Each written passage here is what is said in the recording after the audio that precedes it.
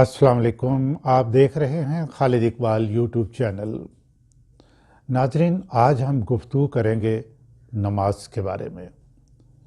میں بچپن سے ہی نماز پڑھ رہا ہوں اور میں نے ہمیشہ نماز کو فرض سمجھ کے پڑھا اور کبھی بھی غور و فکر نہیں کیا کہ نماز کیا ہے اور اس کے کیا فوائد ہیں۔ چند سال پہلے نماز کے معنی پڑھے اور اس کی فلسفی سمجھنے کی کوشش کی تو جہاں خوشگوار حیرت ہوئی، وہاں شدید افسوس بھی ہوا کہ یہ کام بچپن میں ہی کر لینا چاہیے تھا اور جان لینا چاہیے تھا کہ نماز کا مقصد کیا ہے، اس کے فوائد کیا ہیں، نہ صرف انسانی جسم بلکہ روح پہ اور اس دنیا میں اور اخروی معاملات میں اس کا کیا فائدہ ہے۔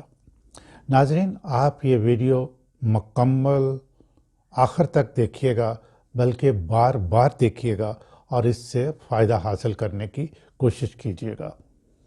اگر آپ نے ابھی تک میرا چینل سبسکرائب نہیں کیا تو پلیز اب کر لیں اور گھنٹی کے جو نشان جو ہے اس کو بھی دبا دیں، تاکہ جو میں اس طرح کی امپورٹنٹ ویڈیوز اپلوڈ کروں تو ان کی انٹیمیشن آپ کو فوراً ملتی رہے۔ تو آئیے ہم شروع کرتے ہیں کہ نماز کیا ہے۔ نماز ایک عبادت ہے اور اس کی تاریخ اتنی ہی پرانی ہے جتنی مذاہب کی۔ حضرت محمد صلی اللہ علیہ وسلم شروع سے ہی نماز ادا فرماتے تھے، لیکن اس کا اللہ تعالیٰ کی طرف سے باقاعدہ حکم اس وقت ہوا جب حضرت رسول خدا صلی اللہ علیہ وسلم معراج کے سفر پر تھے۔ 5 نمازیں فرض کی گئیں، لیکن اس کا ثواب 50 نمازوں کے برابر مقرر کیا گیا۔ اللہ تعالیٰ قرآن پاک کی سورہ مزمل میں فرماتے ہیں، میں یہ پڑھ کے آپ کو یہاں سے سناؤں گا۔ اقیموا الصلاۃ وآتوا الزکاۃ واقرضوا اللہ قرضا حسنا وما تقدموا لانفسکم من خیر تجدوہ عند اللہ ہوا خیرا واعظم اجرا۔ اس کا ترجمہ ہے کہ نماز پڑھتے رہو اور زکوٰۃ ادا کرتے رہو اور خدا کو نیک اور خلوص سے نیت سے قرض دیتے رہو، اور جو نیک عمل تم آگے بھیجو گے اس کو خدا کے ہاں بہتر اور صلے میں بزرگ تر پاؤ گے۔ ناظرین، ذرا الفاظ پہ غور فرمائیں کہ نماز کے ساتھ ہی زکوٰۃ کا ذکر کیا گیا ہے۔ نماز یعنی حقوق اللہ اور زکوٰۃ حقوق العباد۔ آپ نے نماز پڑھی اور جب زکوٰۃ ادا کی تو غریب لوگوں کے لیے آپ نے اپنا حصہ ڈالا، یعنی کہ ان کی مدد ہو گئی۔ اور اللہ تعالیٰ ان اعمال کو کیا کہتا ہے کہ یہ قرض ہے اللہ تعالیٰ کے اوپر۔ تو آپ دیکھیں قرض کیا ہوتا ہے، جس کو آپ قرض دیتے ہیں اس کو لوٹانا بھی ہوتا ہے۔ تو اللہ تعالیٰ خود قرآن پاک میں سورہ مزمل میں فرما رہے ہیں کہ نماز پڑھتے رہو اور زکوٰۃ ادا کرتے رہو اور خلوص سے نیت سے قرض اللہ تعالیٰ کو دیتے رہو۔ یعنی یہ اللہ تعالیٰ پہ ہمارا قرض ہو گیا۔ اور پھر اللہ تعالیٰ فرماتے ہیں اور جو نیک عمل تم آگے بھیجو گے، یعنی اس کے علاوہ بھی جو نیک عمل ہوں گے اس کو خدا کے ہاں بہتر اور صلے میں بزرگ تر پاؤ گے۔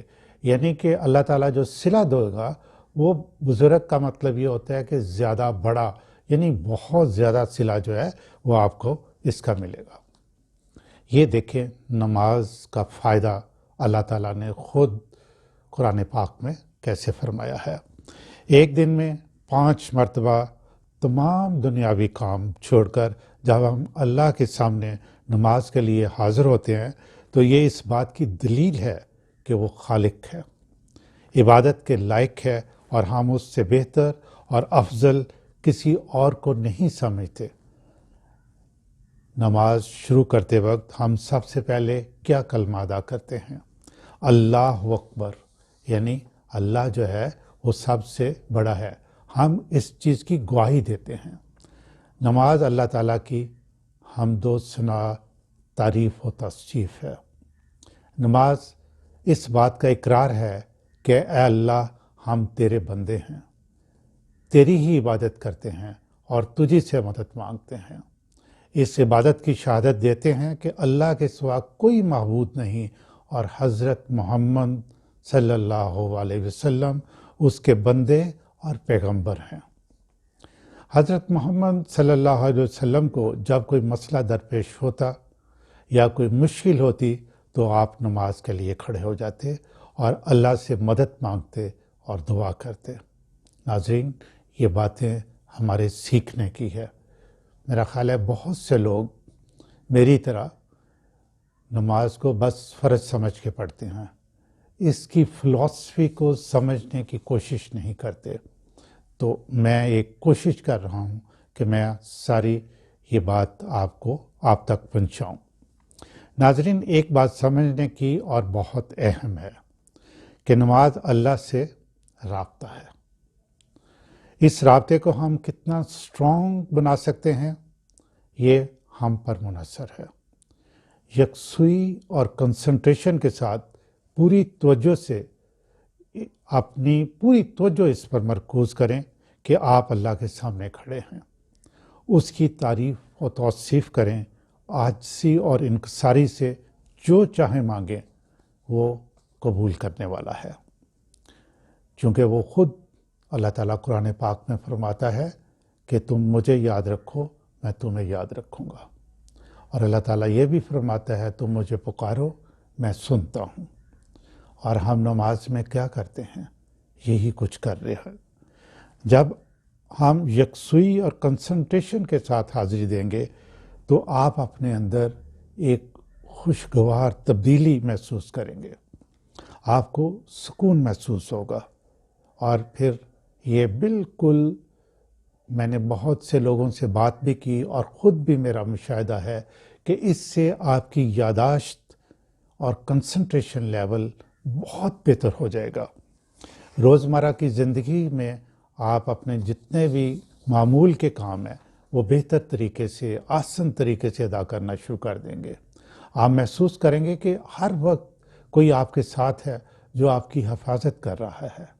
جو ہی اللہ اکبر کی صدا آپ کے کان سے ٹکرائے اس پر غور کریں، آواز آپ دیکھیں اس کے بعد کیا ہے، حی علی الصلاۃ، یہ ہے نماز کی طرف آؤ، حی علی الفلاح، بہتری کی طرف آؤ، یعنی کہ آپ کے لیے جو آپ دنیاوی کام کر رہے ہیں وہ اس دنیا کے لیے ہیں، اور آپ کر کے نیک کام جیسے ابھی میں نے بتایا آگے بھی بھیج سکتے ہیں، لیکن سب سے بہتر کیا ہے وہ یہ ہے کہ اللہ کے سامنے حاضر ہونا، وہ فلاح کی طرف ہے، وہ بلایا جا رہا ہے، حی علی الفلاح، فلاح یعنی کہ بہتری کی طرف آؤ، اور جو کچھ بھی ہم کرتے ہیں چھوڑ کے ہم نماز کے لیے حاضر ہو جاتے ہیں۔ ناظرین، نماز کے ہمارے جسم پر بہت اچھے اثرات مرتب ہوتے ہیں، اس سے ہماری جسمانی صحت بھی اچھی ہوتی ہے۔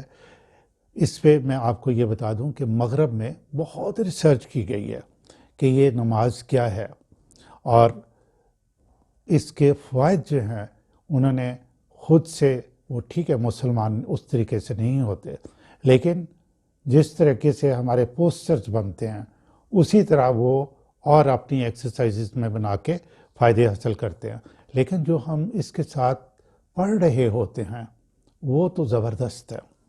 اب آپ نماز میں دیکھیں، سب سے پہلے ہم استنجا کرتے ہیں، پھر پانی سے اس کی صفائی کرتے ہیں، دوسری نمبر پہ ہم وضو کرتے ہیں، اس میں منہ کی صفائی، کانوں میں انگلیوں سے صفائی، پھر ناک کی صفائی، گردن کے پیچھے مسح کرنا، کونیوں تک بازو دھونا، پاؤں دھونا، صاف ستھرے کپڑے پہننا، خوشبو لگانا، اس سارے پروسیس میں سٹیٹ آف مائنڈ جو ہے وہ تبدیل ہو جاتی ہے اور بندہ فریش اور الرٹ محسوس کرتا ہے۔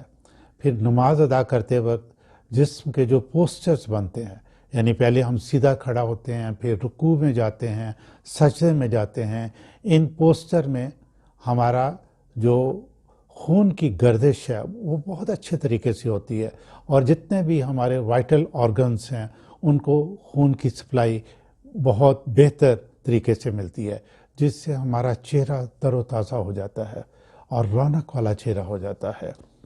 اور دوران نماز جو کلمات ہم ادا کرتے ہیں وہ تمام عربی زبان میں ہوتے ہیں۔ اس زبان میں اللہ تعالیٰ نے قرآن اتارا۔ ان کلمات کے خاص صوتی اثرات ہیں۔ ہر لفظ کی ایک خاص انرجی ہوتی ہے جو ہمارے جسم اور ارد گرد کے ماحول پر اثر انداز ہوتی ہے، اور یہی انرجی اللہ کے ساتھ ڈائریکٹ کمیونیکیشن کے لیے کام آتی ہے۔ یعنی ایک یہ ذریعہ ہے اللہ کے ساتھ ڈائریکٹ کمیونیکیشن کا۔ ہم جتنا اچھے طریقے سے پورے الفاظ خشوع و خضوع کے ساتھ ادا کریں گے، اللہ کے ساتھ رابطہ اتنا ہی اسٹرانگ ہوگا اور اللہ تعالیٰ کے ہم قریب ہوں گے۔ ناظرین، نماز سمجھ کر ایک ایک لفظ پر غور کر کے ادا کیجیے۔